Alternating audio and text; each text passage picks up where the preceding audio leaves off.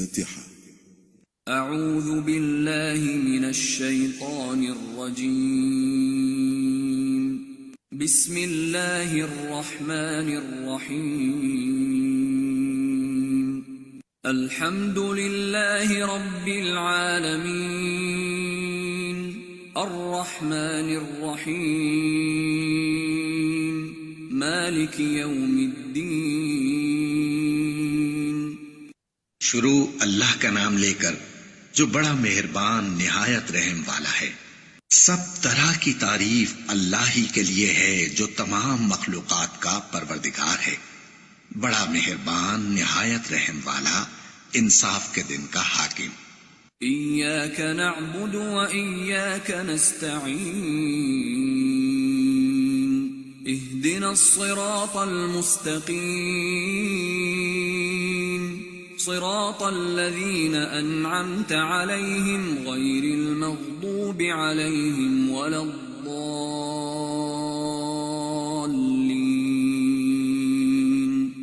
ऐ परवरदिगार, हम तेरी ही इबादत करते हैं और तुझी से मदद मांगते हैं। हमको सीधे रास्ते चला, उन लोगों के रास्ते जिन पर तू अपना फजलो करम करता रहा, न उनके जिन पर गुस्से होता रहा, और न गुमराहों के।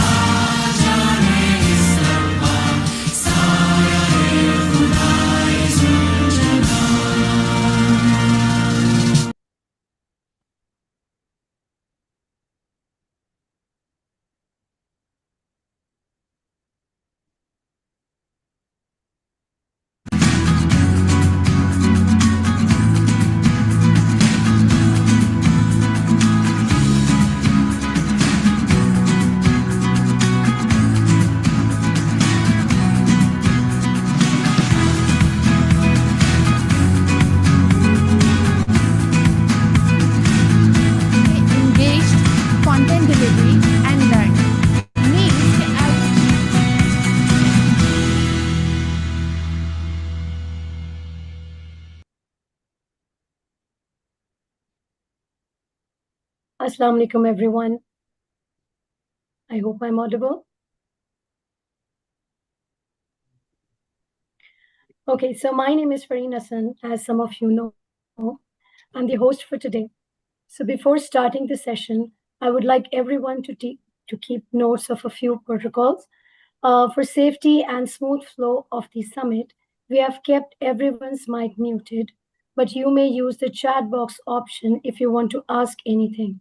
After each segment, you will be allowed to ask questions, so you can write the questions in the chat box.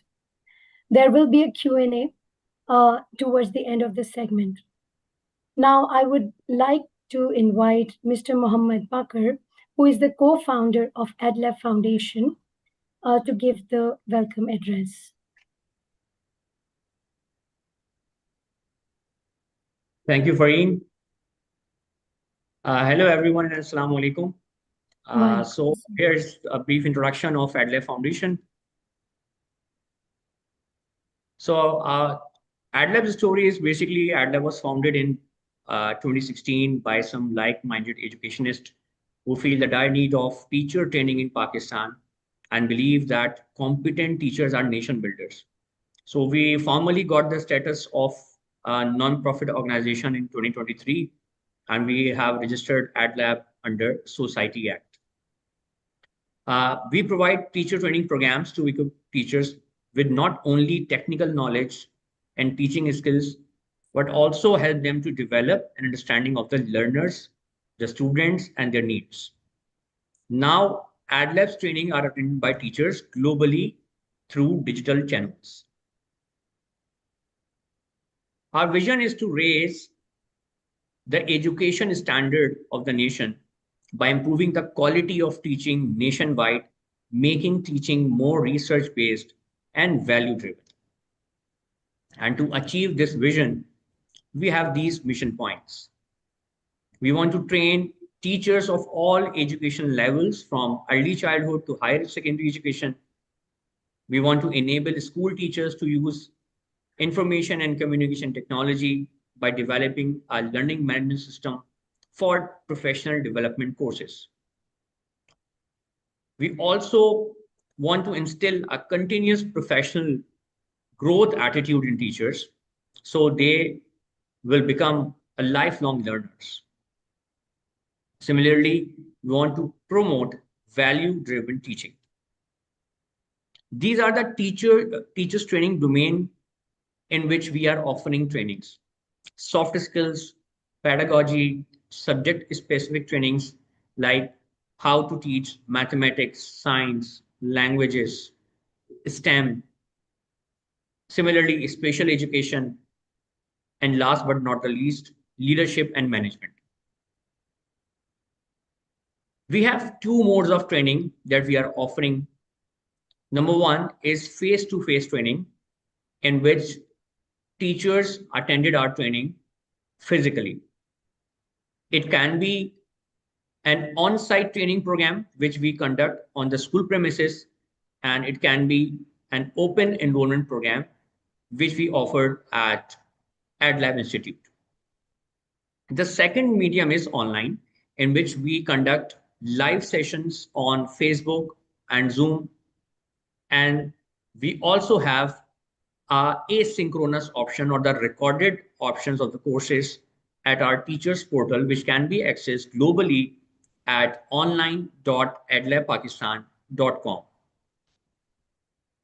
So far, we have created an impact on over 18,500 plus teachers that belong to 730 plus schools, and eventually we have produced an impact over 9,25,000 plus students. So this is our journey of around 10 years. This is a snapshot of our online teacher training portal, in which we have recorded courses in-house and from different expert trainers on the domains that we already discussed. So this portal is online available, freely available, globally available, and any teacher from across the globe can register a course in it, and after completing the course, he or she will get the e-certificate. About TIES 2026, so the Inclusive Education Summit is an initiative to build the leaders' capacity to lead inclusive schools effectively.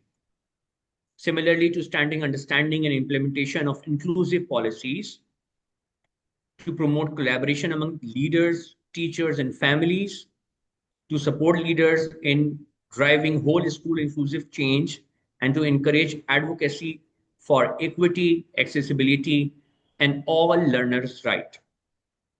That's all from my side. Thank you very much. Thank you, Mr. Walker. Thank you for giving the welcome address. So audience, through this summit, through this inclusive education summit centered on the theme of transformational leadership for inclusive education, this gathering aims to inspire meaningful dialogue and action.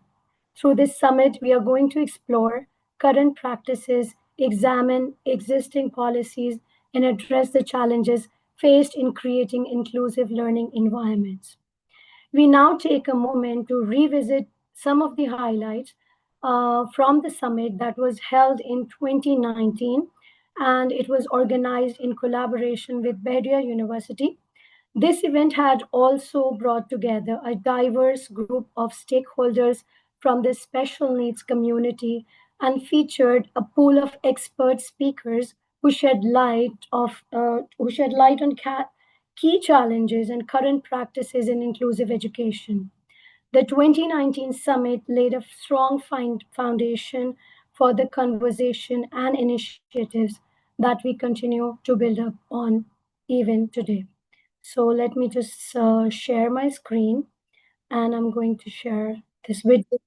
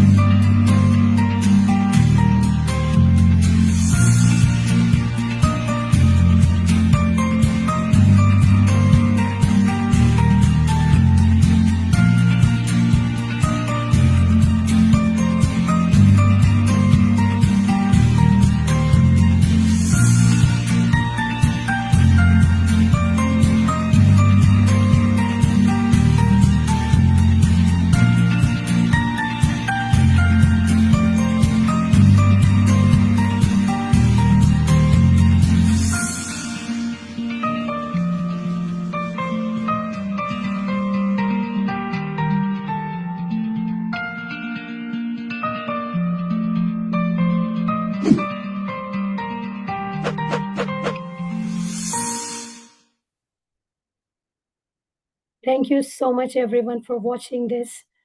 And now we have our first keynote speaker, Mr. Thomas J. Santo. And his topic for today is Rethinking School Leadership, Creating Systems for Sustainable Inclusion and Belonging. Before I would like to invite Mr. Tom, I would like to give a brief introduction of him. So Thomas J. Santo is a retired educator with over 40 years of experience in special education and school leadership. He served as both a special education teacher and principal, leading a national school of character.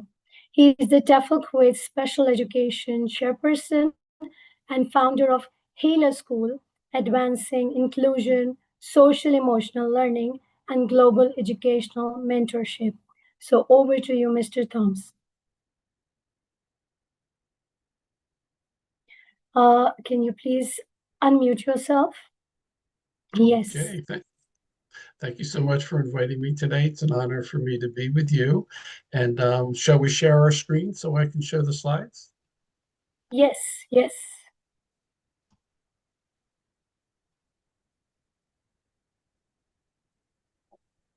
Are we good? Yes, your screen is now visible. Okay, well, thank you again so much for having me today. I'll just begin my presentation on creating systems for sustainable inclusion and belonging. A little bit about myself.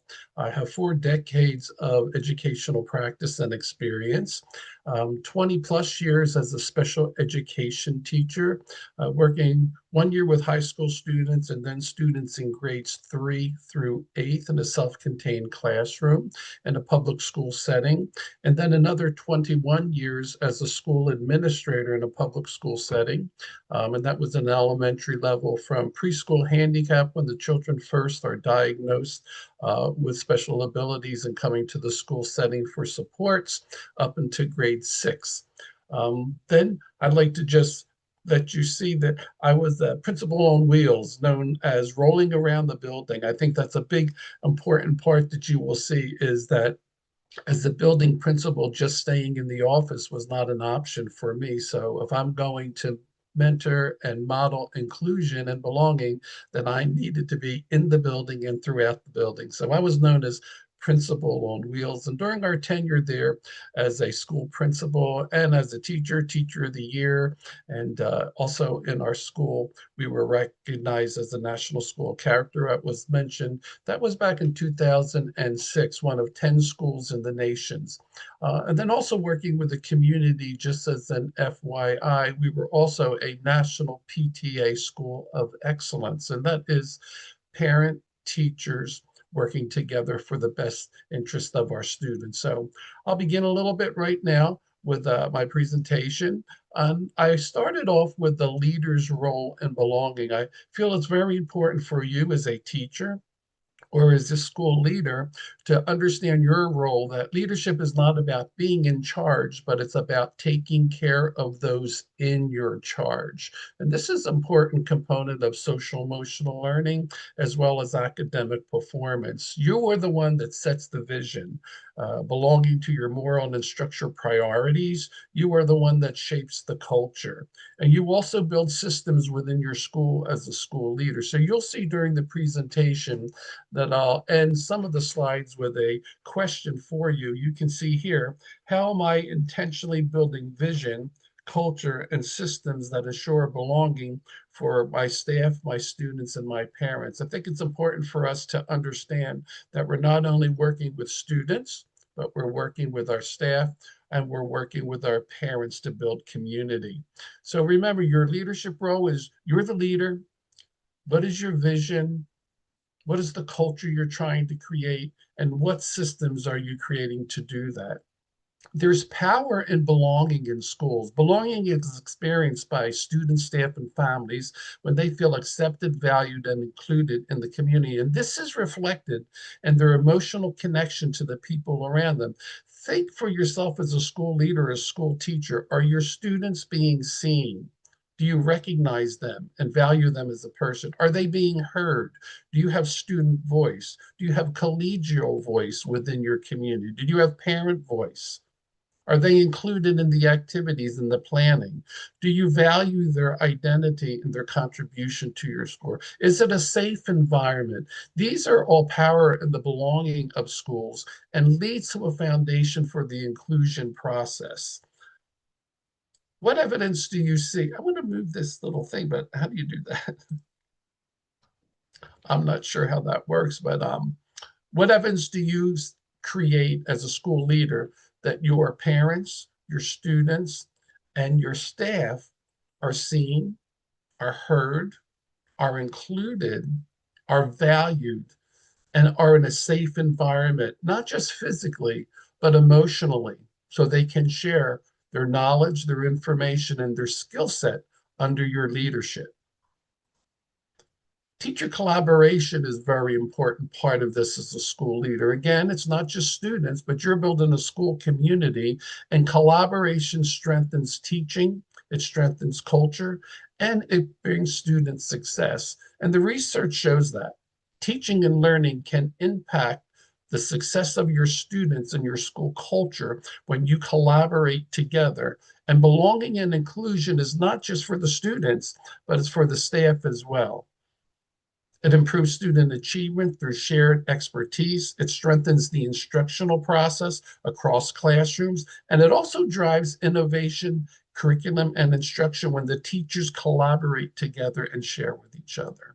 At the same time, when teachers collaborate, it builds trust, respect, and psychological safety for the teachers so they can share freely without hesitation. Creativity is born, collaboration, critical thinking. It increases teacher satisfaction and retention. Teachers remain with you as a school leader because they trust you and they feel safe in their building and they collaborate. It also reduces burnout and professional isolation. So, what are you doing as a school leader, or what are you doing as a teacher in your building to drive belonging among you and your colleagues together? The next thing is belonging is measurable. The research shows us that it's the research shows us that when you create an inclusive environment, you have higher achievement. It's 2 times as likely to perform well in school and on higher standardized tests. Students are better attending school. It reduces chronic absenteeism by 24%. And these are facts here from the States. It also develops stronger school community.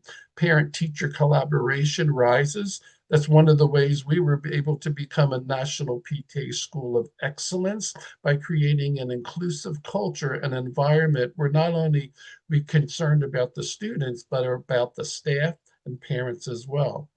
Another indicator of a belonging culture is reduced behavioral issues. That's by 40%, a reduction in disciplinary actions. And also whole child growth. A big part of my philosophy is a holistic educational experience for the children, where it not only boosts their social emotional well-being, but their academic performance as well. Leadership moves that create belonging can come in many forms. And these are just some that you might want to consider. Are you designing your school structure and system for access, where teachers, students, and parents can ensure that the curriculum is shared across all learners in a universal design with differentiation for all levels? Are you removing barriers so the students are not confined to certain systems and processes, but they're open to learning? Are you prioritizing relationships in your building where each student, if they're special abilities or not in the mainstream, that they have a trusted adult that they can connect with? It's not incidental, but it's planned, it's proactive, and it's intentional. Are you connecting across sections and allow teachers and students to avoid isolation, but build bridges of understanding within your building and with your culture? These are all factors that create build belonging within your culture.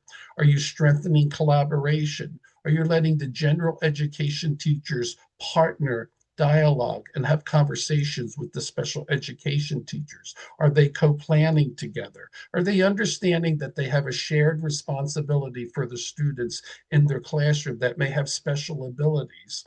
And are you amplifying student voice?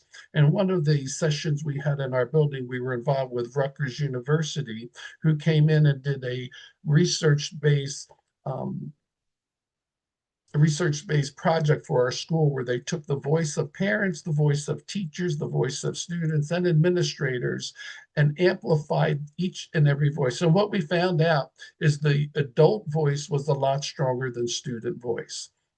And what Rutgers showed us was that we thought we were doing a fantastic job, and some of the students, when it came out with a percentile, said, from a student point of view, there's some things that we need to address. And so that's exactly what we did. We amplified student voice. We had student sharing. We had student meetings. We had student collaborations where the students came up with some ideas. And it was interesting, the way they shared their ideas. We weren't able to implement all of them, but we were able to redefine some of the cafeteria guidelines, some of the recess guidelines for the students, because their voice was taken into consideration. So leaderships can move and create belonging if they take the time to design access, prioritize relationships, connect across settings, strengthen collaboration, and also amplify student voice.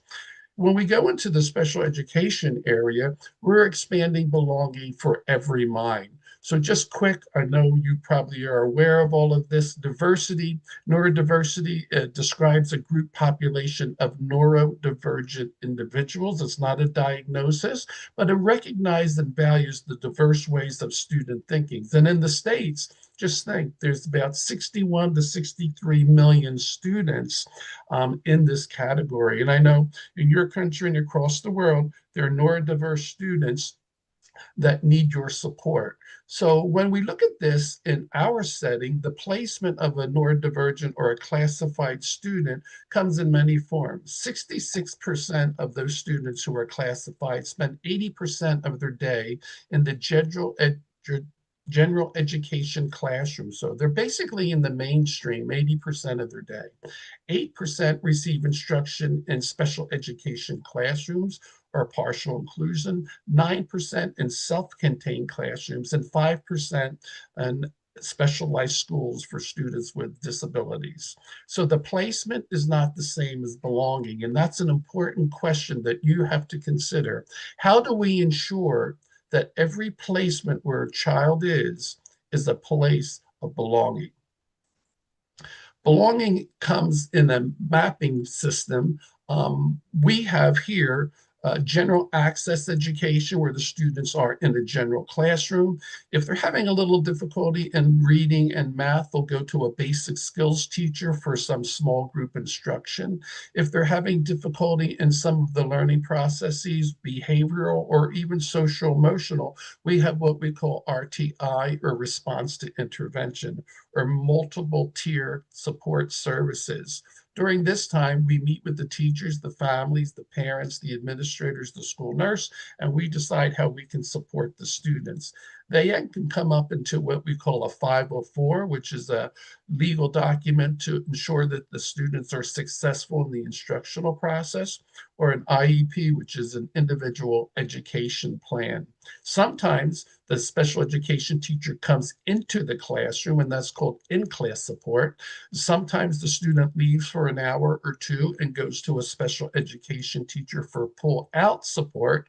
If those are not working and the student's not becoming successful in either of those areas, they may have the opportunity for a self-contained classroom where they're with the teacher and then mainstreamed into the settings where they're successful.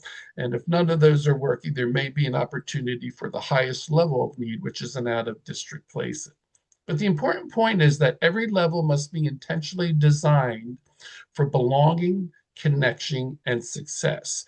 And students in any one of these areas have the ability to have access to academic support if they have a strength in that area. That would be math, literacy, reading, social studies, or science, or any of the content areas. Mostly special areas like art, music, technology, physical education, and library. They could go with their grade level peers. School activities, celebrations, talent show, buddy partners, homeroom, and also PTA events where the students are included. The question would be, are your students belonging and experience the same thing that the mainstream students are? We encourage that mapping process with intentionality so that the students and the parents feel your support, because belonging happens in every learning environment. It's not defined by places, it's defined by your practice. So your practice can be an general education classroom teacher where you have students with disabilities into your classroom and you're allowing them for participation. It could be a resource room setting where they're coming for an hour or two and you're making connections with the general education teacher. It could be a self-contained classroom. You're giving your students the supports in that setting, but they're also connected to the broader community. Or it could be in a specialized setting where you're helping those students connect with homeschool community. And how are you ensuring belonging in every setting or an inclusive environment? Here's some ways. If you're familiar with the CASEL framework, CASEL stands for Collaborative, Academic, Social, and Emotional Learning. You may want to address these areas. It takes place in 4 areas: classrooms, schools, families, and communities. It's a great framework to develop a social emotional learning platform for your students. Another one is building family partnerships. Parent involvement in education is the key to a child's success. Why? Because the research says that when you involve parents in your setting, you enhance student learning, you increase parental involvement in your school, you create a sense of community, bringing parents, teachers together, and you empower parents to advocate for their children who have special needs. Question I would ask you is, how do you engage your parents in support of the educational process, not just in school, but at home as well? Family partnerships build belonging, but they also build the educational success of the students. Another system we have is the RTI, which is response to intervention, or MTSS. There's 3 tiers. If a student is having difficulty in a classroom and they're not special education, but they may have some areas that they need to grow, we have 3 areas. Typically, we have these meetings every 6 weeks where we call together the mainstream teacher, the special education teacher, the administrator, the school nurse, and the parent. We come together, and typically we have a understanding from the classroom teacher what the student is struggling in, what areas. It could be academic, it could be attendance, it could be social emotional areas of concern, and that's called tier 1, where we help the teacher with in-class support. That's universal support in the classroom. About 80 to 90% of the students succeed there. Tier 2 is small group, and they're leaving the classroom for a small group setting, and we're having interventions take place to help that child with specific targeted goals. And if that's not working, tier 3 is one-on-one support for that child so that they can grow in areas of concern.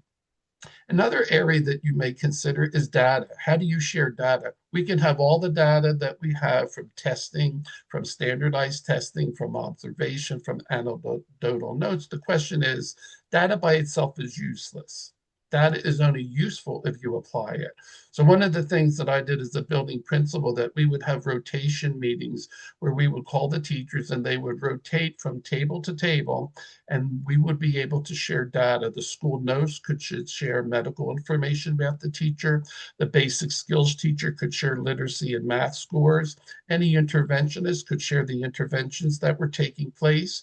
The special education teacher would share with the mainstream teacher the individual education plans and what modifications, accommodations should be happening in the classroom. The gifted and talented teacher could talk about students who needed enrichment in the classroom. And of course, the child study team case manager would be able to share the social concerns in connection with the parents. And last but not least, talking to the paraprofessionals or the student support staff about their role in supporting students and the data that is given from each child. So how are you sharing your data, and what ways are you using your data to support the success of your students? Another way is to have the students join together and shining and highlighting their abilities, not their disabilities. So we had often events where we celebrated the abilities of our students in belonging or inclusion. We would have our special education students go into the mainstream and share about autism. We would have our mainstream students go into the self-contained classroom and have the self-contained classroom teacher explain how the PEC system worked, or how augmented technology worked, or if a student was in the cafeteria or in the playground, how they could help them. So creating opportunities for special education students to share their story and their journey with students, and also special education and mainstream teachers working together. The question to you would be, how do you promote a culture of recognizing abilities over limitations? And then lastly, technology is also important. Here's a great site that you might want to look into. It's technology is best when it brings people together. And here we have a site that really contains children's and young adult literature of all areas, with the illustrator talking about autism spectrum disorders, deaf, hard of hearing, learning disabilities, multiple disabilities. And when you click on that, you'll be taken to literature that are stories or books or resources that you can use to address those areas with your students. Oftentimes it's grade level, and it's also appropriate. Outdoor learning supports learning. I created with our school team a whole recreational area. We took our blacktop, ripped it up, and we made an outdoor learning space, which we called the Living Learning Landscape. Why is that important? For students in special education, it's important for them to have sensory regulation, not just within the building, but outdoors. And research provides good information that outdoor learning supports learners in many, many ways. It encourages movement and motor with outdoor activities.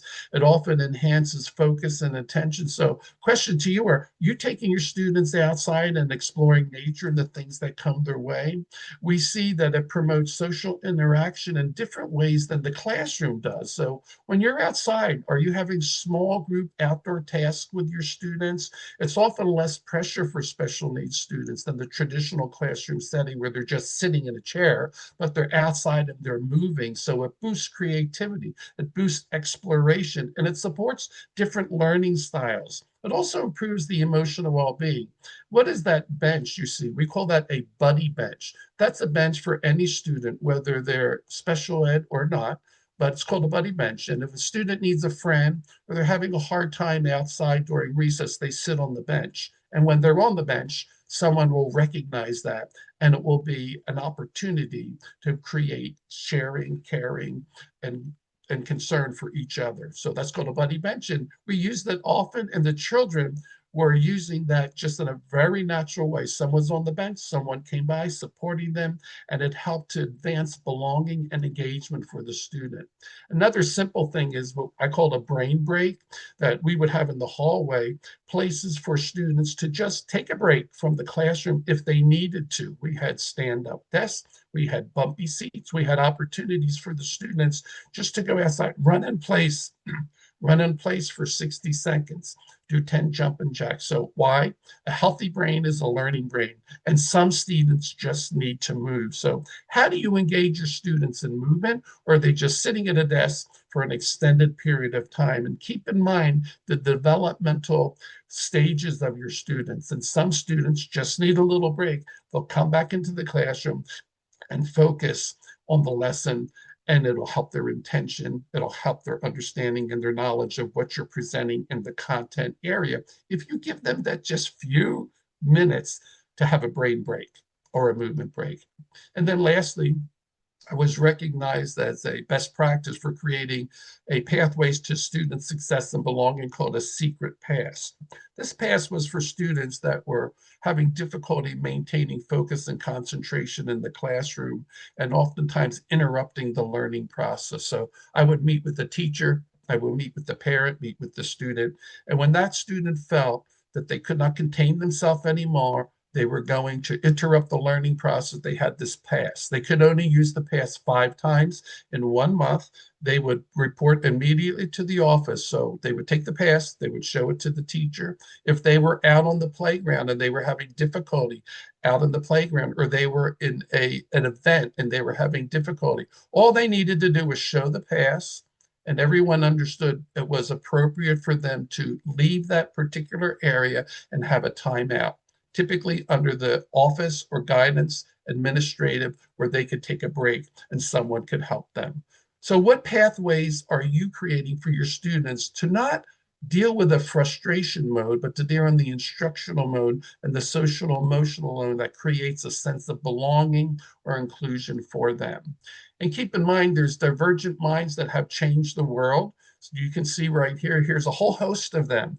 So we also try to create that mindset in our students that neurodivergent minds can change the world, and your mind, wherever it is, has an opportunity to create the difference and success not only in your life, but in the world. So we look for those opportunities, we role model them, and we give the students opportunities to share their strengths and areas of growth. So Boka Shukra, I think that's how you say it. Thank you. Every person who walks through our doors is not just entering school, they're entering a place where they should belong. And I want you to keep that in mind, that school is a place of belonging, it's a place of inclusion, and you're the leader that makes that difference. Thank you. Okay, thank you, Mr. Thomas. We have some questions in the chat box.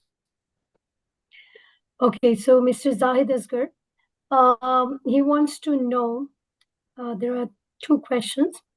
Teachers to student ratio in a class. What is the suggested ratio in a classroom? And how many special children per class? Of course, the student ratio. What about the inclusion of deaf and blind students? Do teachers are trained to manage them, behavior of normal students towards them? So he might want to ask how to include all these students. Yeah. So if you So his could question in repeat the it, chat box. if I Yeah. understand, the first question was the class size. Yes, the classroom size, the So, students to teacher-student ratio.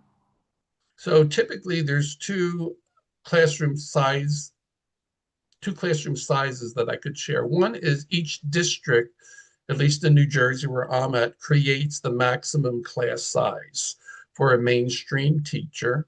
And that would go by the district policy. Typically, it could be 25 for kindergarten to grade 2 and 30 for grades 3 to 5.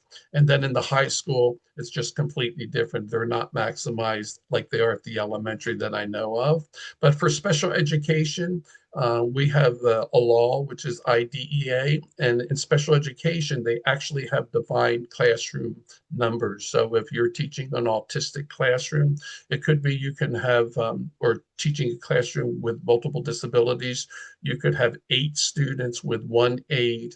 You could go up to 12 students with 2 teacher aides and paraprofessionals. So it all depends upon the classification of the students and the special education setting, and they're defined by law in the state of New Jersey under educational practice. So district determines the mainstream setting, and the IDA law determines the number of students and the number of support staff in those classes. Keep in mind that when you have a special education student, oftentimes those students receive individual support. So they may receive a one-on-one aid, or in a classroom setting, it could be 2 students to 1 aide.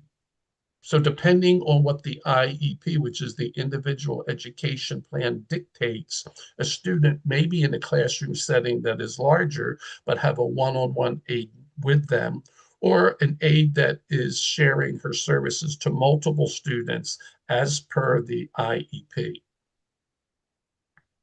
As far as for deaf and hard of hearing, they also have support services for those students who come in and help the teacher and guide them in the practice. So those support services are different from the mainstream teaching setting and staff within the school. Typically, they come from outside the school district. They're provided by the local county or the State Department of Special Education, and they come in to track and ensure that those students are receiving a quality education in the least restrictive environment. All right. I hope it clears your understanding, Mr. Zahid. If you want to still ask any question again, you can write in the chat box. Now we have another question from Sidra Ali. What can you suggest, or what practical programs can you suggest in monitoring tools that work well in ECD, especially for tier 2 and 3? And how can we help the ECD teachers to implement these tiers without overwhelming them? Well, we have what we call the ART response to intervention in tier 2 and tier 3. Is that the same thing? If it is, or tier 1 is when a teacher's having difficulty with a student, we meet together. Typically that's 6 weeks, and we have specific targeted goals that we help with the teacher who's bringing that to our attention, along with the parent. So that's in the classroom setting. Tier 2 is a smaller setting, so the teacher's doing the same thing in the mainstream, but tier 2, the student will leave for a designated period of time, and that could be time frame and number of times per week. Could be twice a week, could be 3 times a week, could be once a week, depending on the RTI protocol. And then the specific areas of concern are listed. It could be on math. and then it would be math with multiplication or division or problem solving, critical thinking, and goals are set.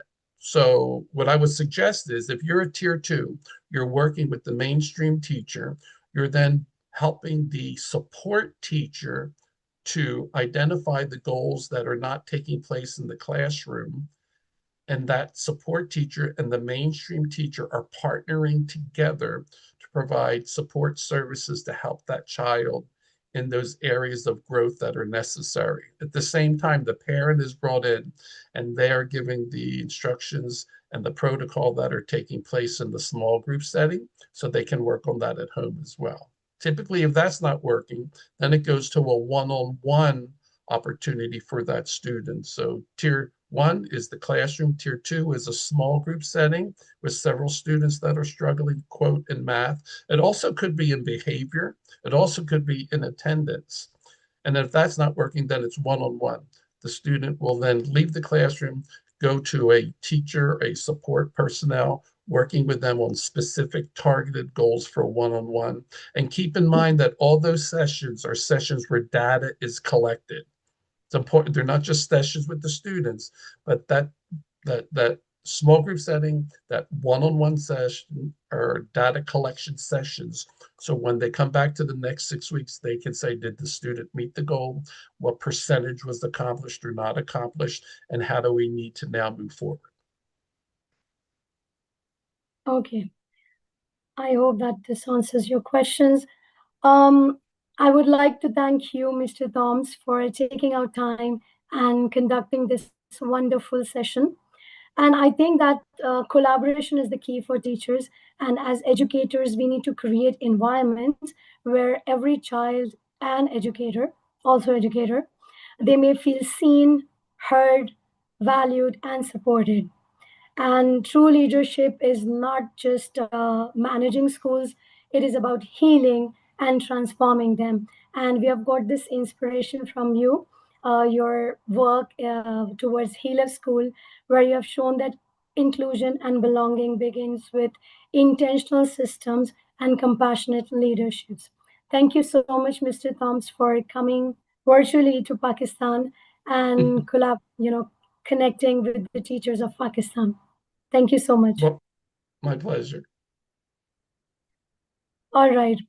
So now we are moving towards another session, which is a featured session, and that will be done by Ms. Laya Mugaddam. The topic of today's featured session is From Barriers to Belonging, Transformational Leadership in Action for Inclusive Schools. Let me just give you a brief introduction of Laya. So Laya and I both met at a conference in Dubai. We met at TESOL Arabia, and from that time, we are in touch, doing several work together. She's a wonderful person inside out, and I would like to give a brief introduction of her. Laya Mukaddam holds a master's degree in TESOL from the United States. She's an English language coach, academic advisor, and teacher trainer who champions inclusive learning. Laya empowers students with career skills and equip educators to adapt their methods for diverse learners, ensuring every student feels included. Based in the UAE, she teaches with Los Angeles City Colleges as Staffelquid's board member at large and SIG chair of language learning with generative AI. She promotes leadership that drives equitable classrooms, helping educators create spaces where all learners thrive. So over to you, Laya. Go ahead. Hello, everybody. Thank you, Farheen, for a nice introduction, and thank you for having me. I'm honored to be here and having had the collaboration on another successful event, and I hope that you guys like my presentation. So allow me to share my screen. I've made you co-host. Thank you. Okay, as 1 second, sorry. So you can see my screen, correct? Yes. Yes. Okay, great. So today's topic is from barriers to belonging, transformational leadership in action for inclusive learning. I would like to start with what does inclusive learning mean? It ensures all students, regardless of background, ability, or language, have equal access to learning. And it also creates a sense of belonging and adapts teaching to meet individuals' needs so that no students feel left out or feel behind. The way I have categorized this session, we're going to go over the challenges of inclusive learning, some solutions to these challenges, and also some strategies that I know that you can find it insightful for you to use in your classrooms. But first, before then, let's talk about what are some importance of inclusive learning. One of the importance of inclusive learning is to promote equity in education, which ensures all students, regardless of language, ability, culture, or background, have fair access to learning opportunity. Another one is to build a sense of belonging. Students should feel confident, valued, respected, with their identities that needs are recognized. It also improves academic outcome where instruction is adapted to diverse need. Students participate more and perform better for student success.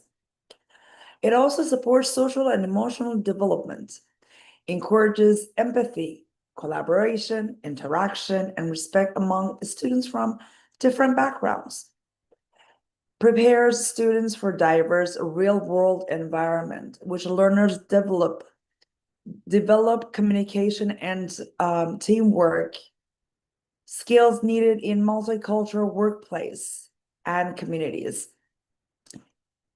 One more importance of inclusive learning is to strengthen teachers' effectiveness, which this strategy is like differentiation and scaffolding, which helps teachers reach more learners successfully. Last but not least, also it creates stronger school communities, which fosters positive relation between students and colleagues and teachers. I would like to start with an anecdote. When I was teaching at CUD, Canadian University of Dubai, which my contract just ended, and I had a student named Amina. She was from Syria. At first, she was very quiet, reserved, and wasn't motivated to get engaged in class activity. She used to always sit in the back due to a language barrier. Once I started using small group work, peer monitoring, with bilingual support in Arabic and English, wherever it was needed, I saw a huge transformation. Within weeks, Amina began to raise her hand, wanting to get engaged in the group activities, pair work, and eventually this made me realize how simple and small adjustments like peer support, group work, and mentoring them can feel and help every student where they belong. Now, what are some challenges of inclusive learning? One could be unequal resources. Schools in different areas have unequal funding, technology, support. For example, one school may have tables where the other may not, and lack basic textbooks, limiting opportunities for the latter. Unconscious bias. Bias can subtly affect teachers' expectations, impacting students' outcome. For instance, a teacher might unconsciously expect less from students who speak a different home language, resulting in fewer opportunities to participate.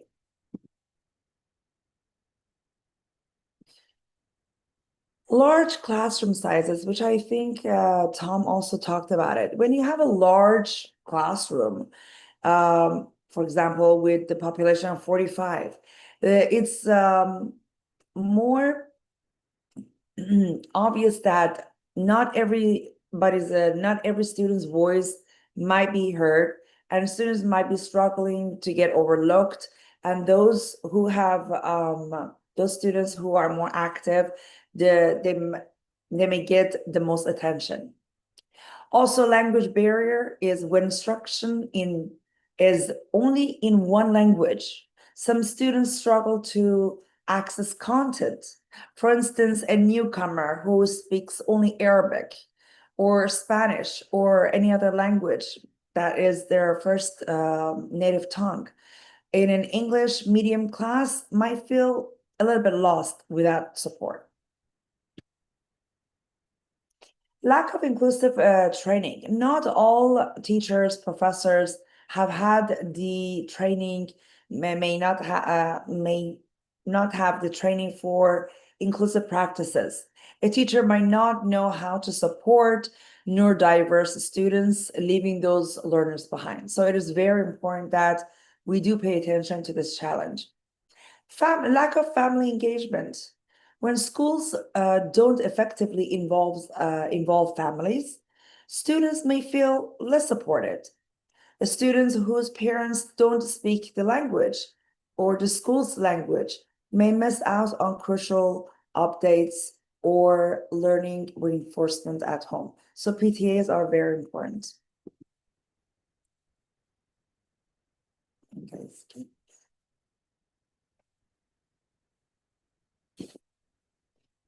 Limited access to assistive technology. Some students with disability need assistive tools to fully participate, but schools may not always provide them consistently, which it is very, very important, in fact. Students, for example, with dyslexia may struggle to complete reading assignments without access to text-to-speech software, even though they understand the content well when supported. Last but not least, rigid curriculum structures. Standardized curricula sometimes limit teachers' flexibility to adapt instruction for diverse learners.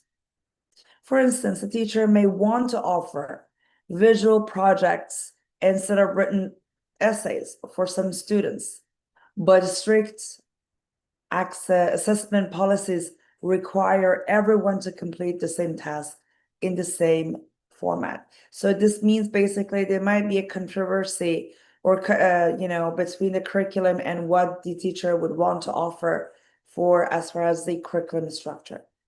So these are some challenges that we all have or may have encountered. But what are some solutions to these challenges? Number one, teacher training. Training should be a must for inclusive practices that equips teachers with tools and practices and tools to support learners.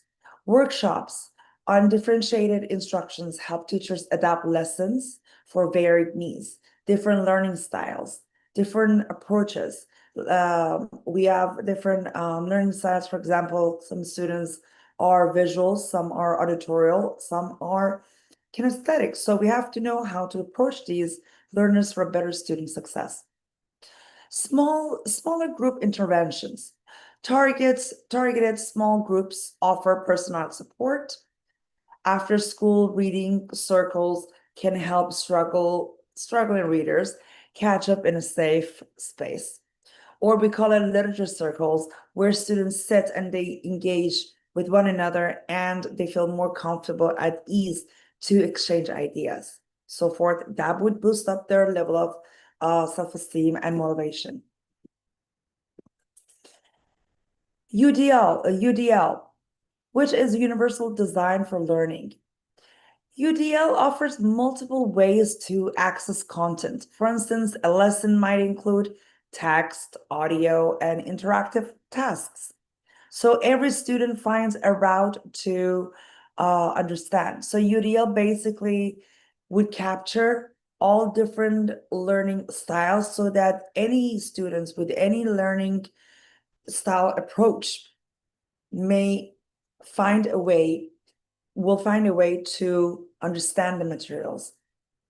Peer mentorship, pairing students to learn from each other, builds inclusion. For instance, strong math student helping a peer not only improves skills, but also fosters empathy.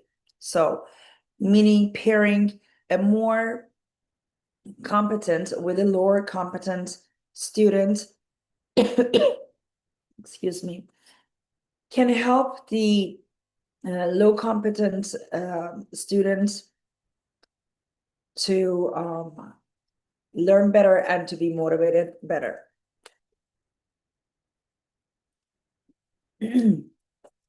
Next, but okay, so there are more solutions. Multilingual support, providing content in multiple languages breaks down barriers. Offering glossaries or key terms in both English or Arabic helps students grasp concepts. Assistive technology integration. Providing assistive technology helps students with different learning needs access content more independently and confidently. For example, using text-to-speech software allows a student with dyslexia to practice fully in reading assignments that would alongside classmates.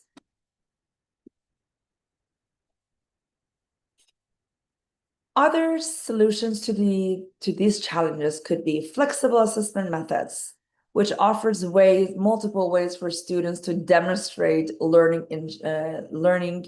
Ensures assessment reflects understanding rather than limitation in language or format. An example would be instead of only written exams, students can present knowledge through presentations, visual aids, or recorded responses. So there's not just one way of assessment. So we should give the freedom to students to be able to convey their understanding of the lecture material. Collaborative teacher support teams. It's important that, teachers, staffs get together on a regular basis in attending the department meetings or webinars or seminars or workshops so that they can exchange ideas, they can exchange lessons or strategies that they might find it helpful for one another. So I might have a student with dyslexia and I might wanting to use some methods or strategies that I find it helpful, and some other teacher may have something that I might use, a lesson or something that would help me in my class for my student success. Next, let's talk about some strategies. Differentiated instruction. This means adapting content or tasks to individual needs, which, for example, advanced students might write essays while others create visual presentations. Scaffolding learning, which I use that in my own writing classes also. Scaffolding provides temporary support, gradually removed. For example, when teaching essays, you might start with sentence starters, then move on to independent writing. For example, when I do teach writing assignments on any rhetorical mode, I start with having students to learn what scaffolding is. That would help them to, it's like going up on the stairs, taking baby steps into writing a paragraph or writing a 5-paragraph essay. So scaffolding would be the number one step where they would answer all the WH questions so they can start brainstorming of what they're trying to write about based on the given topic. Then they will move on to the outline, to more structured format, then to the first essay, and after giving feedback, then they will be writing the second or third and final essay draft. Collaborative learning. Group of work fosters inclusion by leveraging diverse strengths. For instance, a science project might assign roles, ensuring every student contributes. Or formative assessments, which are ongoing checks to guide teaching. You might want to use quick exit slips where students jot down what they have learned so you can adjust the next lesson. Culturally responsive content. This means including diverse perspective in lessons. For example, a history lesson might feature stories from multiple cultures, so students feel represented. So it's important that we use real life experience, topics or things or that are culture related to students so they can have more to add to their learning process. Flexible grouping. Flexible grouping allows teachers to change students' groups based on tasks, skills level, language ability, or interest, ensuring all learners participate meaningfully. For instance, in students work in mixed ability groups during discussion activities, but move into skill-based groups for targeted reading supports when needed. We're almost towards the end of this. Choice-based learning, which is I found it very important and interesting, where students' voice and choices are heard. Giving students choices in how they learn or demonstrate, understanding increases engagement and support diverse learning preferences. For instance, students choose whether to respond to a lesson through a written reflection or visual poster or short presentation or digital responses, or even they might find other ways to do that, even by sketching. Another, and last but not least, visual supports and graphic organizer, which help multilingual learners and neurodiverse students organize ideas and understand complex content more clearly. For example, using a timeline chart during a history lesson helps students organize events before writing an essay. To conclude, inclusive learning is not just a goal, it's a commitment to equity and equality. We have seen the challenges from unequal resources to large class sizes, but we have also explored practical solutions, strategies, teacher training, small groups, UDL, and strategies like differentiation and culturally responsive content. So I really encourage you to take a step to reflect one step in your that you can take, whether it's a new classroom strategy or an advocacy effort. Together, by fostering inclusion, we build a future where every learner succeeds. This brings me to the end of my presentation. I hope you have enjoyed it. I do have my LinkedIn. You can scan this QR code if you'd like to follow me. And I now have the table for Q&A. Thank you so much again, Farheen and everybody. And I'm just opening the table for question and answers.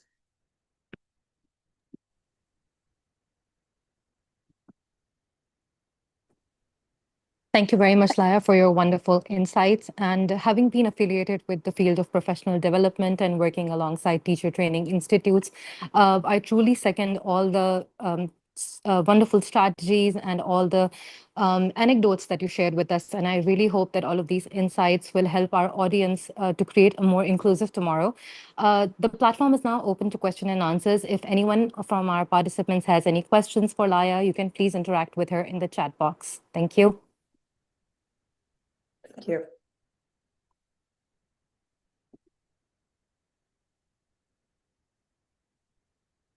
So I have Zahid. It says need further clarity on using terms inclusive. Is it all in class, or it refers to inclusive, including or differently abled or less privileged? Oh, okay. This was a statement. Okay, does anybody have any questions? Could you please put in the chat, or it was thorough enough for everybody to understand it? But my understanding and the way I apply inclusive learning is that my students, what I do in my classes, I do have a meet and greet session at the beginning of each semester where I get to know students. It is very important that my students feel comfortable in my classes. I get to know them. I get to know, why they are here, why they're there, what their hobbies, what their interests are, what they are motivating, what would they be interested to learn.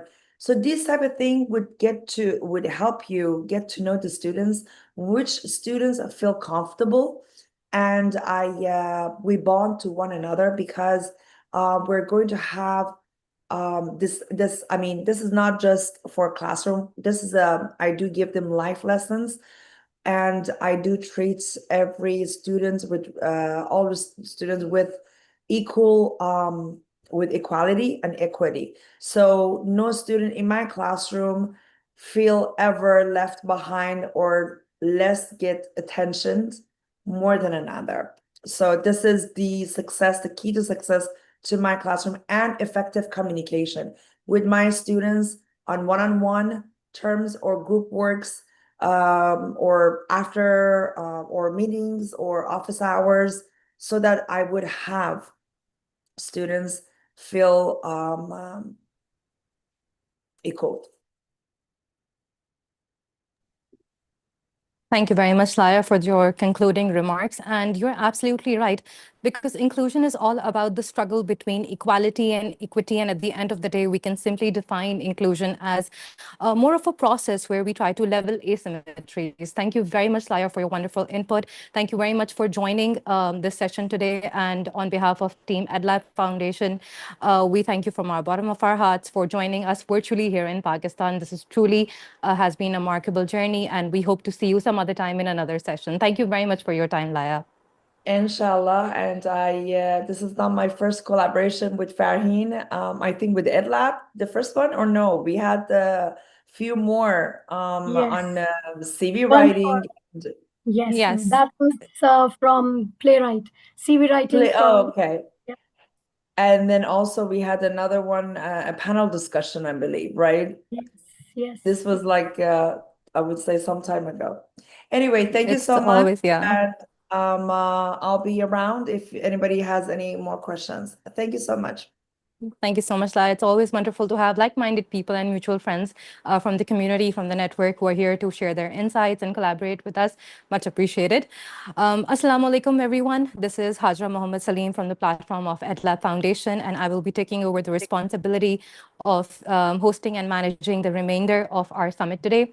And without further ado, I would like to dive into the most awaited segment of our summit, and that is the panel discussion and the conversation, or rather the focus of our conversation today is going to be on from policy to practice, because हम सबके ज़हन में inclusive education का, inclusive classrooms का एक vision है, but how at the end of the day can we turn that into a reality is what we are going to be focusing in the conversation today. And as a moderator now, I would like to take this opportunity to invite and welcome all of our esteemed panelists one by one who have taken out their time from their busy schedule. We're truly humbled, and it is a very great opportunity for us to have such wonderful panelists with us today.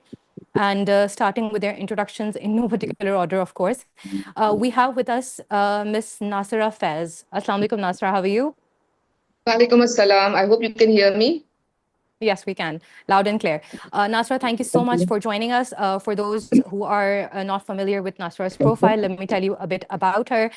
She is one of those personnels in our community who has dedicated her life in working with the field of early childhood education and care, and has an expertise in Montessori classes. And she is right now working with the AMI Daycare Center, and she is one of the founding members of KDSP, and she is also affiliated with working with children with special needs. And of course, this is the forte that she holds, and we'll be hoping to pick her brains regarding this domain. And the second panelist that we have with us here is Dr. Shazia, all the way from US. Assalamu alaikum. How are you, Dr. Shazia? I'm good. How are you? Allah ka shukar, I'm doing well. Thank you so much for asking. Dr. Shazia is the assistant professor at Greenwich University, and her forte is assessment and evaluation. And this has been the focus of her dissertation and her research as well. How can traditional learning and assessment methods be integrated with diverse students, and how integrated all of these patterns can be?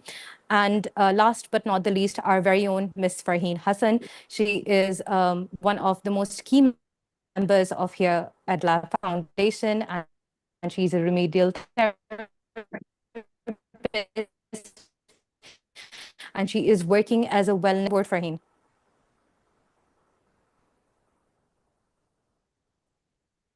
Farheen, am I audible to you? Yes, now you were lagging. All right. Is this better? Yes, it is. Great, Farheen. Welcome to the panel. All right, let's start with our discussion. सबसे पहले मैं Miss Nasra आपसे बात करना चाहूँगी. When we talk about early childhood care and education, or when we talk about the early symptoms, they usually start when the child is either at the Montessori level or either in early years classes. अभी जब हमारी keynote sessions चल रहे थे, तब भी हमारी एक participant ने early childhood education care के बारे में question पूछा था. And we always say that since those symptoms develop at an early age, early interventions is very important, of course. And as an ECE practitioner working with inclusive setups, I'm sure you second that.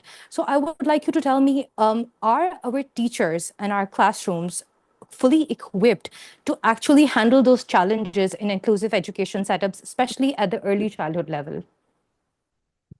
Thank you, Hajra. Hajra, I think to begin with, I'll just sort of go back to what we were actually very honored to hear about as to what inclusion is, and that needs reinforcement again and again, that inclusion or inclusive education in our context, or like in the context of special needs, mean that all children with or without special needs are learning together, which means that the same kind of access to play, same kind of access to resources, same kind of access to support also. So in my context, what we have done and what we have observed is this, that, you know, it's not something that you've achieved once and you have it. So it's an ongoing thing. It's a very dynamic thing. So it's kind of a journey. You're sort of traveling, and you come across a lot of challenges. You overcome those challenges. There are more to come. So it's a whole process. It's not a product, as we had heard before. So it's mainly experiences and learning from your experiences. So in our mainstream classrooms, of course, we have children. We've always had children with special needs with us. And we've always worked with them, taking them as children like any other children of the class. So like every child needs support, we give support to those children also. So when we talk about inclusive education, it does not mean that we have children with special needs without support. So if the children, wherever they need support, with or without special needs, we give them the support.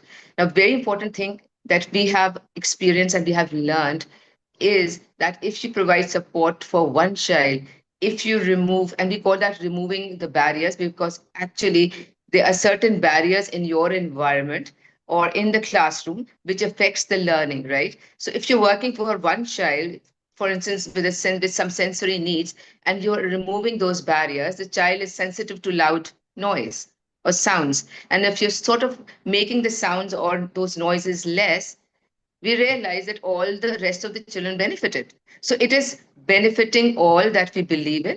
that everyone benefits. It is not one child, and no child's academic progress gets affected. So everyone is benefiting. This is the firm belief that we have, and this is what we work on. So it is, but it is not without challenges at all. A lot of challenges, because you need constant teacher training. Like we had one today, and the trainer was saying, which is very, very true, that a training once a year or twice a year is not enough. Training on one topic or one special need is not enough, because children with the same special need are so different from each other that you need to know about those particular children, like that particular child. So you need to have sessions with the parents, with the therapists, with anyone connected. So we work as a team and we work as partners. If you're working as a team, if you're working as a partner, you do see a lot of changes coming, right? Other than that, it's a big challenge, because what the schools, of course, encounter is the expectations that are there, that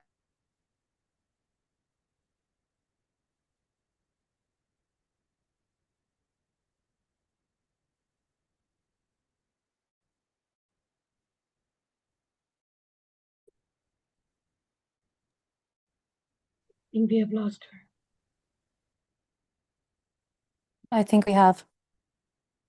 All right. What we can do is that we can continue the conversation, and I would like to request Dr. Shazia to pick up on this point. Nasra was talking about the stigmas and the challenges that are surrounded in our classrooms, especially because families are included, and then we have random stakeholders, and then there are also, of course, common myths. And as educators or as special needs providers, it is our responsibility to make sure that we give in our best to handle those challenges and barriers. And I think one of the areas where we still have some doubts or maybe unclarified points when it talks about assessments and when we talk about evaluating children with special needs, especially in inclusive setups. Dr. Shazia, could you please shed some light regarding what are some of the challenges that people face or some of the stigmas that they still have in their mind about assessing, and how traditional classroom assessment methods can be adopted to make them a reality for assessing children with special needs in inclusive classrooms? What are your thoughts regarding that? Okay, thank you, Hajra, and thank you, Adla, for, first of all, I want to thank everybody who is involved in this webinar. It's an honor and a pleasure to be here. Coming to the question, now transitioning towards inclusive education requires a strategic balance between immediate classroom adjustments and long-grain, systemic reform. Now, shifting these practices doesn't always necessitate a total upheaval. Often it begins with re-imaging how we define and measure success. Now, moving away from rigid one-size-fits-all testing can happen through incremental changes that honor neurodiversity and varied learning styles. And I would go with Ms. Laya Mukaddam that inclusive learning is not just a goal, it's a commitment to equity. So rather than offering accommodations only when requested, we should be designing assessments with built-in flexibility. For example, allow students, like Laya said, allow students to choose their medium of expression, whether that is a written essay, a viva voce, a digital presentation, or a creative project, to demonstrate the same learning objective. Then we have to shift the weight from high-stakes terminal exams to frequent low-stake check-ins. Now, this reduces text anxiety and provides a more accurate map of a student's progress over time, rather than a snapshot of their performance on a single day. Number 3 is, like, we have to provide clear visual rubrics and task breakdowns. When students understand the specific how and why behind an assessment, the barrier of hidden curriculum is removed, making the process more equitable for those with learning disabilities or different linguistic backgrounds. So it is automatically removed. And last but not the least, we have to encourage peer review and self-reflection. When students participate in the assessment process, they develop metacognitive skills and a deeper sense of agency over their own learning journey. I hope I have made myself clear. Yes, absolutely. Thank you very much. And I absolutely agree. And stitching your point with something that Laya had also mentioned and something that Nasra had also mentioned at the beginning, that when we make these accommodations and these arrangements, they not only facilitate the children who have special needs, in fact, they accommodate and they help to provide benefits to the students at large. हर कोई इन किस्म की accessibility से या accommodation से जो है वो फायदा उठा सकता है, because when we talk about assessments, it's not only about the formative or the summative assessments. We also need to look at the non-formal assessments or something that we do informally in the class, because at the end of the day, our responsibility is to make sure that what we're imparting in the classroom has actually reached the students, regardless of the fact what grade that student is achieving on the final term paper, because I think that's what the focus of the entire evaluation and learning process should be. It's not that at the end of the day, what grade the student is getting, it's about how much that student is learning. And just like the sponge method, it all depends on how much the student can absorb and how much we can facilitate that absorption. But I would like Do we to add have one Nasra? thing. Yes, Sorry, Dr. Shazia. Sorry, Yeah, please continue. cut you. That, you know, all these things can be implemented if, only and if the policies are made in that way. Absolutely, absolutely. We will be doing such kind of webinars, you know, thousands of webinars. We will not be able to incorporate these things in our system unless and until the policy is being made by the higher level, you know. Because these kids are Absolutely. going to be, as teachers, we will be doing good with our students in the classroom. But when it comes to their metric exam or their O levels or A levels, they are stuck there. So we need to implement these things into the practicality. You know, it's not only the theory, we need to do it practically. Absolutely. In fact, I was going to circle back to take some concluding remarks from you, Dr. Shazia. And at that time, I was planning to ask you about what advice do you have for policymakers and for ed leaders? And since you've already mentioned this point, then how about I give you the podium at very now that I would like you to share what ideas do you have or what suggestions do you have for policymakers? Because that is the focus of our panel discussion today as well, that from policy to practice, what we can do to turn this vision into a reality of our classroom. So what suggestions do you have, Dr. Shazia? Yeah, it's a very good question, and I hope that our policymakers can apply these. So I hope so for too. inclusion to move beyond a vision document and into the classroom, leadership must move from passive compliance to active advocacy. Leadership at the institutional level must prioritize capacity building. This means moving beyond one-off workshops and instead embedding inclusive pedagogy into the weekly professional development of all staff. Now, leaders should model collaborative leadership where teachers, special educators, and parents are equal stakeholders in the decision-making process. Now, at a policy level, several shifts are vital to bridge the gap between theory and reality.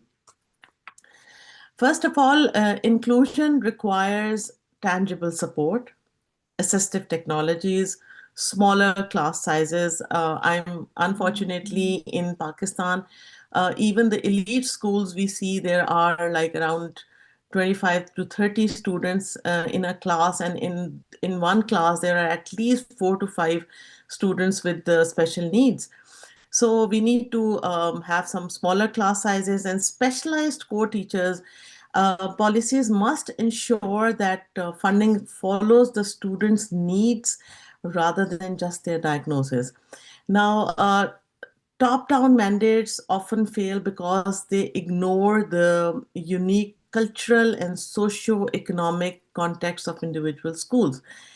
Policies should provide a fixed set of inclusive standards, but allow for flexible implementation strategies that suit local realities. And systemic change occurs when success metrics for schools include emotional growth, social emotional growth, and belonging and the progress of the most marginalized learners, rather than just aggregate standard test scores. So by integrating these practices, institutions can move toward a pedagogical model where every learner feels seen, supported, and capable of achieving their full potential. So I think that Absolutely, yeah. satisfies your question. Yeah, And let's hope and pray yeah, that these pretty much. can be integrated in our system. Yes. One step at a time, inshallah, working for more inclusive tomorrow. Thank you so much, Dr. Shazia. And picking up a very crucial point that you had raised, or you had rather spoken about during your conversation with me right now, was about available resources that we can make the most out of them.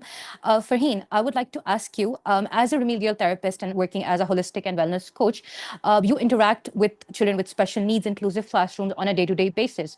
And since now technology and artificial intelligence has become a part and parcel of our curriculum, of our daily lives, whether it's our professional, academic, or any domain of our life, in fact, what advice or what strategies can you share from your experience that would help teachers who are not very tech savvy, I would say, or rather, how can we make the most out of the limited resources which we have to create a more inclusive classroom? What are your thoughts regarding that, Farheen?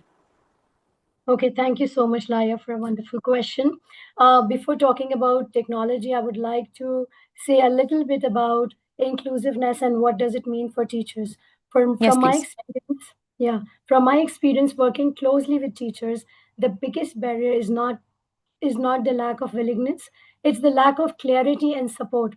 Teachers genuinely want to be inclusive, but they often feel overwhelmed. They're dealing with large class sizes, diverse needs, time constraints, and sometimes even rigid systems like completion of curriculum and conventional systems where they are catering all the students at the, using the same syllabus. Another major barrier in that inclusion is often presented as r- teaching a concept to the teachers rather than the practice. In trainings, we talk about differentiation, student voice, belongingness, but teachers are left wondering what does this actually look like in a 35-minute lesson tomorrow. So for this reason, I have been practicing. I've been training teachers for the last 7 years and being in inclusive education, and I used to pull out students from the classrooms and let them sit in a self-centered classroom, and often do the same things that that they were doing in their classroom. And what I experienced is that there is a lack of collaboration between the SEN teacher, the special educational teachers, and the mainstream teacher.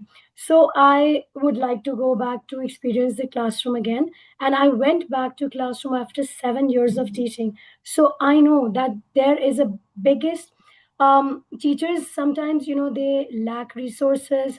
There is a fear. This is not the fear of not doing it right, but the fear of losing control of the classroom, or even fear of additional workload.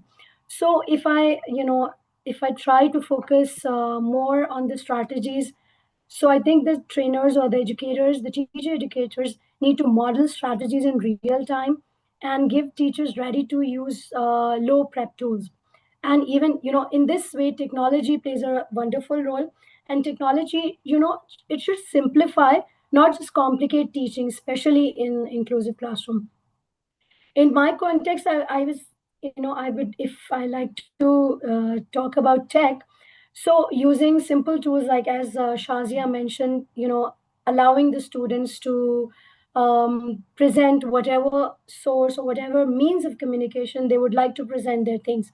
So using simple tools like voice notes for students who struggle with writing, visual aids or short videos to support different learning styles, and even something basic if they are assigned any work presentation, they are allowed to present it in a way that if they would like to do it in an audio form, in a video form, in terms of writing, or presenting it through a PowerPoint presentation.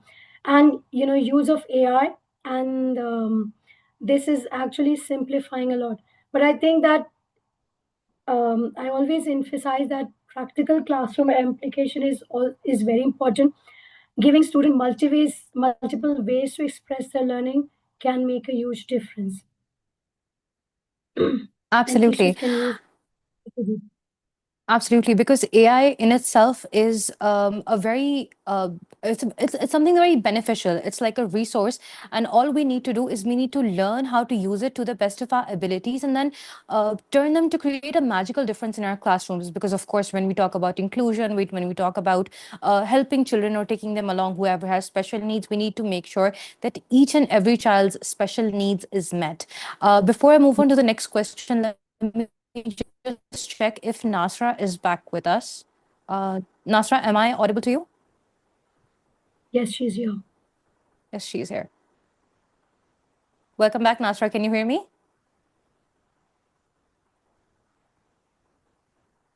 Her mic is muted and she's Yeah. video's Let me just, yeah.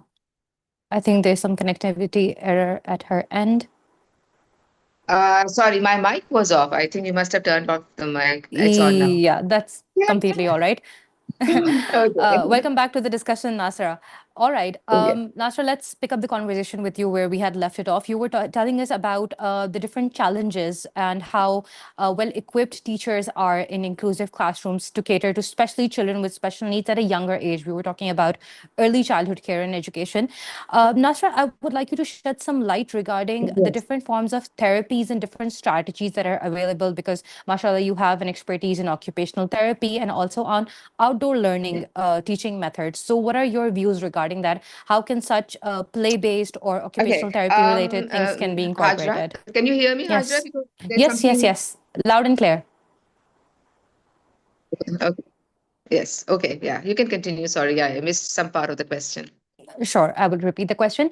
I'm saying, Nasra, that you hold expertise in strategies such as teaching children outdoors, right, with outdoor learning, and you have your expertise in occupational therapy as well. So I would like you to shed some light regarding how these strategies, especially play-based learning or outdoor learning, can be incorporated in our inclusive classrooms today for facilitating the learning and teaching process with children who have special needs in our inclusive classrooms. Okay, great. Actually, we've worked with the occupational therapist in an action research project, which was for 3 years. And before that, Hajra, we had no idea as to how supportive and helpful intercollaboration can be for a school. So when the OTs came to us and when they worked with us in the school environment, it benefited us to an extent that the changes that we brought in, we realized, as I said before, it was actually beneficial for everyone, including the teachers. Absolutely. So Yeah. all the children benefited, and we believe in the occupational therapists. They believe in whole school improvement when they come to school. It is not just one child that they say that you are focusing on. If you're working with one child, if you're working strategies for one child, the strategy is supposed to be used with all children. So we realize that even the resources, we feel that it can be something very expensive. It is actually not, because the resources that are to be used are the things that are already there in your environment, whether inside the classroom or outside. Outside area is full of things that the occupational therapist actually would they treasure those things, because we are very fortunate in schools that we have all those things. We have sand, we have water, we have play equipment, swinging places for the children, balance beams and all that. These are the things that they specially buy for their clinics, and here we are with everything. So for them it was a place where they could experiment and experience all the learning or in all the education that had been taken for for those 3-4 years of their education. So we felt that when it comes to using those strategies, we realize that if a child is struggling, like one child is struggling, and you work out a strategy, and if you find that there's a problem in the environment, and when the problem, as I had said before, is removed from, for example, there is a lot of light and there is a lot of reflection, and if you work it out, there's something, which is disturbing the child, the light and the reflection, and you remove that thing, and then you realize that all the children in the class benefited from it.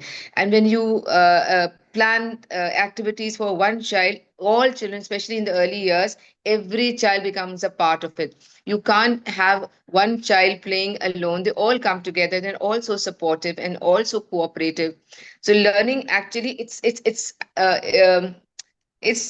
so sweet and so nice to see how the children actually respond to it. So when you're working with a child with any kind of special need, the rest of them are there to help, to support.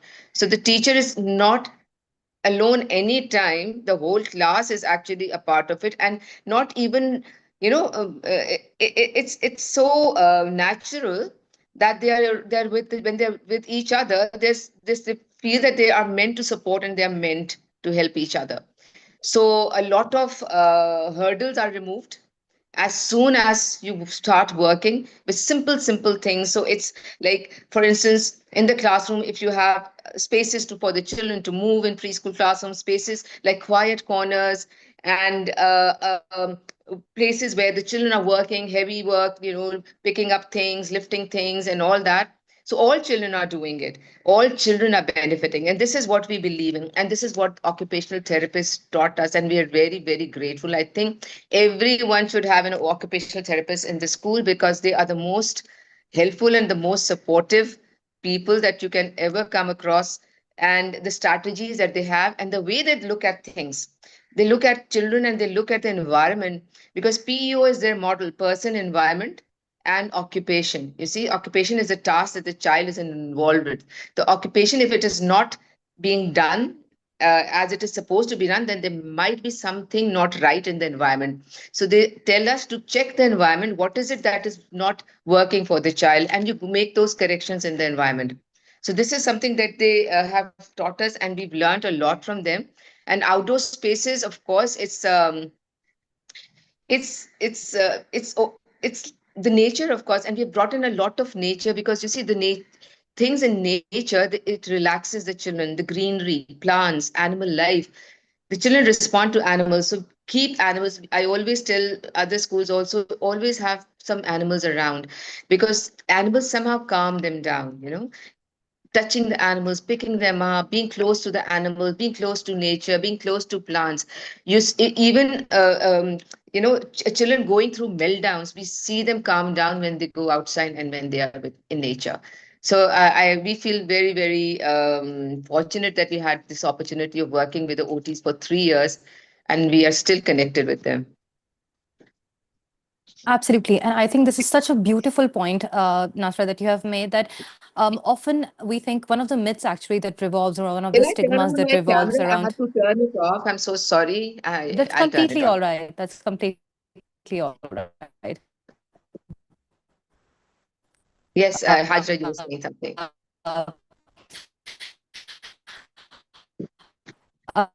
As I was saying, Nasra, you've made such a beautiful point, Nasra, that often at times we feel that this is a stigma. It's rather a common myth that children with special needs should be secluded, or they shouldn't be made a part of the mainstream education system because they have their limitations, and we will have to arrange for the accommodations, and we will need to focus on different sets of differentiated instructions and learnings.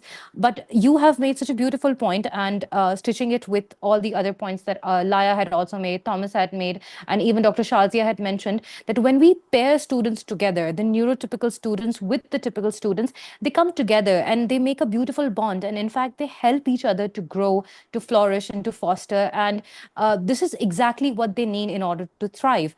And the importance of occupational therapy, and especially sensory play that you mentioned, and working in the outdoors is truly remarkable when you look at the difference it creates in students. Farheen, I would like to take the concluding remarks from you, whatever strategies and whatever important points that our speakers and panelists have shared with us today. Coming from the field of teacher training, which is your forte, what are your tips, or rather, what is your advice to all the teachers and educators that are who have joined us today as participants? What is your advice to them for the process of continuous development and for the process of continuous training? Because this is not something that can happen overnight. साल में एक दफा training लेना काफी नहीं होता.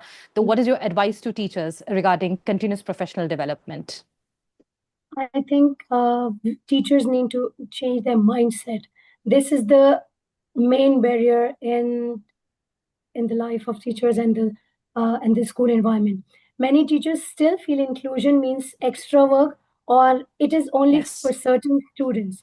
We need to shift this to inclusion benefits all learners, not just a few. As Nasra has mentioned, that the students who are around them, if we are making certain changes for one specific students, it is actually making the entire shift, and it is benefiting all the learners. So this is very important. And sometimes, the systems, they are not flexible. This lesson plans are fixed, they are rigid, we have rigid assessments, and even the time pressure make it hard for teachers to experiment. So I think that teacher collaboration is very important, and it should not be with only the mainstream teachers. The collaboration between the SEN and the mainstream teacher, they should both be working simultaneously with the same child. Teachers working in the mainstream class, they should not feel that this child is special, or it has certain he or she has certain challenges. He is going to the main SEN department, so it's their responsibility. It is the duty of the mainstream teacher to collaborate with the SEN teacher and work on the child. And sometimes we need to change our strategies, so not all strategies work on all the children, and sometimes it differs.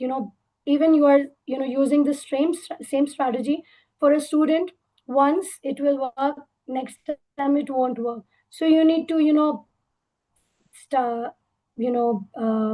do any strategy, reflect back, collect the data, as Tom said, that frequent meetings between the SEN teachers and mainstream teachers and all the stakeholders, it benefits all.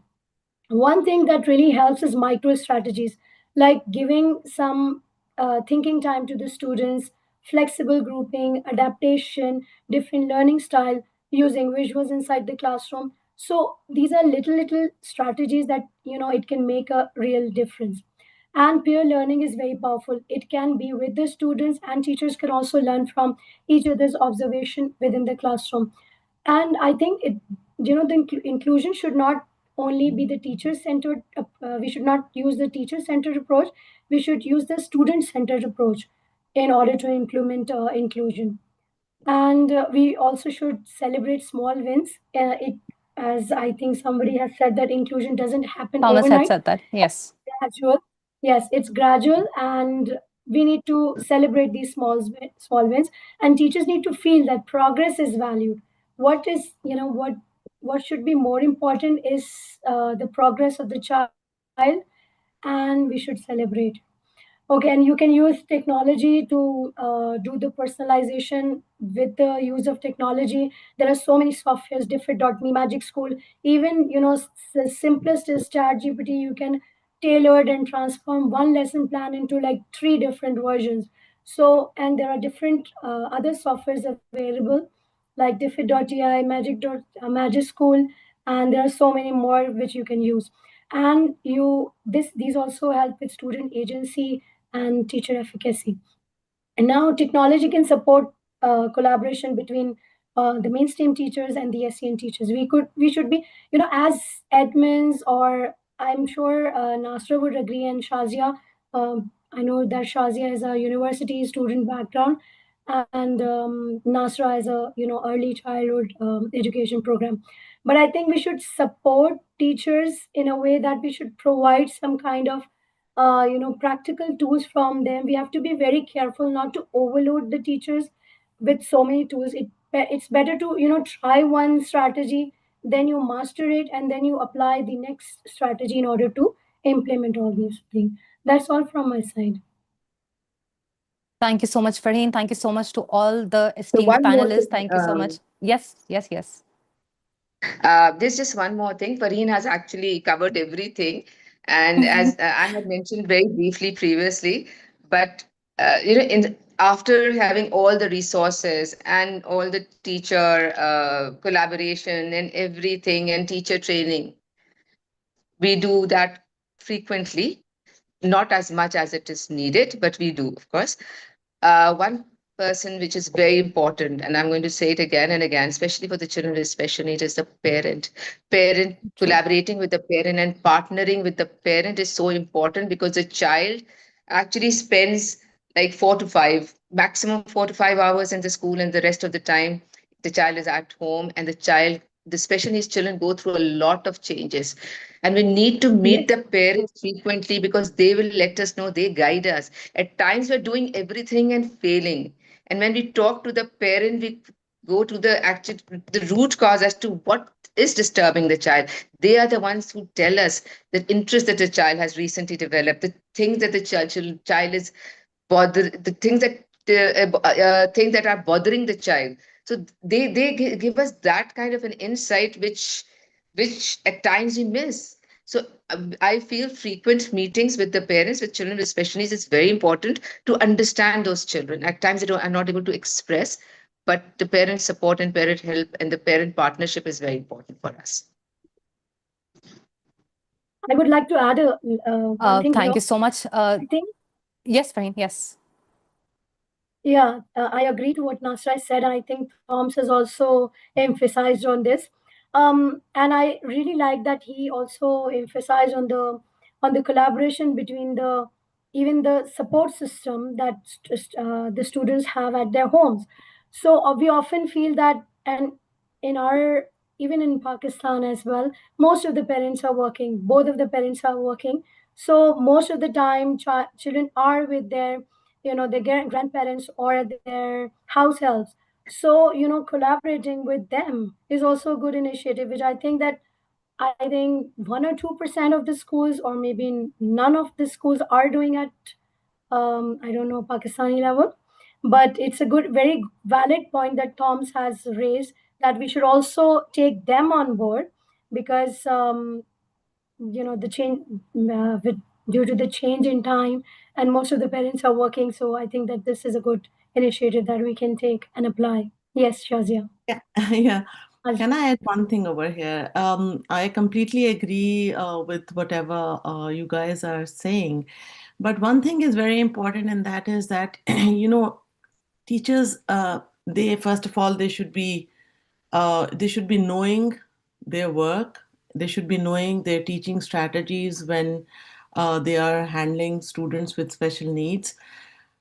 Parents, they are not specialized in those things. So the teachers, they need to, as Nasra said, that we need to have a lot of meetings. But, the teachers are going to be the mentors, actually telling the parents what to do at home as well. Especially, I'm talking about, for example, if a child is autistic, and autism is a spectrum. So if it is at a higher level, so only the teacher knows how to handle. So she should be telling the parents and whoever is at home to do. Unfortunately, in our schools, teachers are not specialized in teaching students with special needs. So they need to have a lot of training. Otherwise, it's not going to be successful. Nahi hota wo. So we need to have such kind of collaboration. Parents, obviously, parents के पास ही बच्चे होते हैं, but teachers play, I think, in the school, they play a major role in that. Yes. Yes, absolutely. Thank you so much, my dear esteemed panelists. Thank you so much, lovely ladies, for your wonderful insights. And I hope that whatever strategies and whatever advices and whatever suggestions our participants has received from this insightful conversation today will help them to benefit and will help them to create a more inclusive classrooms and to create a magical and positive difference in their classrooms. Thank you so much, Dr. Shazia. Thank you so much, Nasra. Thank you so much, Farheen, for your time and for sharing such wonderful insights with all of our participants.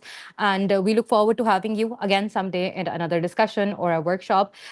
Take care, all of you. And now I would like to hand over the conversation, or rather give the hosting to our co-founder, Dr. Mohsin Raza, for the concluding remarks, and would also encourage the participants, if they have any questions or if they have any other queries, to kindly add those queries and interact with us, engage with us in the chat box. Over to you, Dr. Mohsin.